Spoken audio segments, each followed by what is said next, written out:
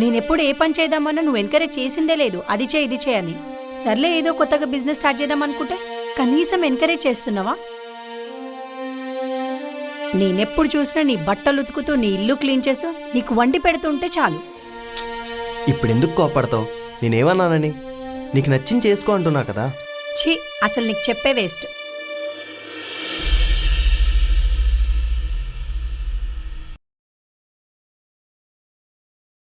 అభి, నేను online business start చేశా తెలుసా? నువ్వు చూస్తుండు బిజినెస్ ఏ రేంజ్లో డెవలప్ చేస్తానో.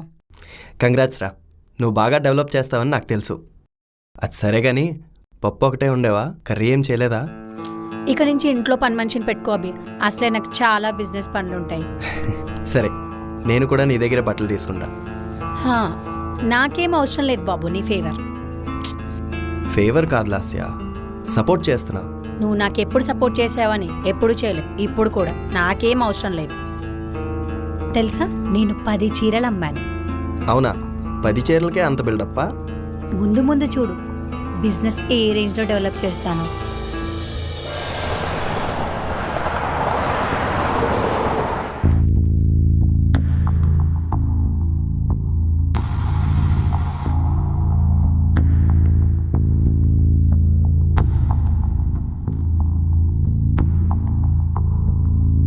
ఏమైంది లాస్య, ఎందుకలా దిగులుగా కూర్చున్నావు?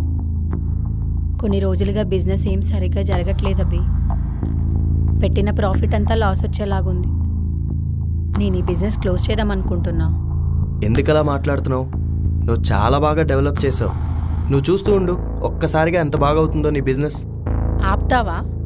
నాకేం అవసరం లేదు నీ మోటివేషనల్ స్పీచ్. నాకు తెలుసు నేనేం చేయాలో.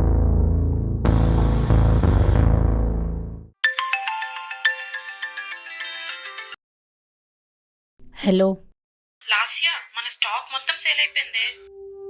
ఏంటి నిజమా? నిజంగా జోక్ కాదు, మన స్టాక్ మొత్తం సేల్ అయిపోయింది. అబ్బా, ఎంత గుడ్ న్యూస్ చెప్పావే. ఒక్క నిమిషం ముందు మళ్ళీ చేస్తాను నీకు, సరేనా? బాయ్. ఏమైంది? అభి, ఆన్లైన్లో ఉన్న స్టాక్ అంతా అమ్ముడిపోయిందంట. ఇప్పుడే బేగం కాల్ చేసి చెప్పింది. ఇక్కడి నుంచి నా బిజినెస్ కూడా నేను స్టార్ట్ చేసుకోవచ్చు. నీకు చెప్పాను కదా, నువ్వు లేకుండా నేను సాధిస్తానని. చూసావా ఎలా సాధించానో?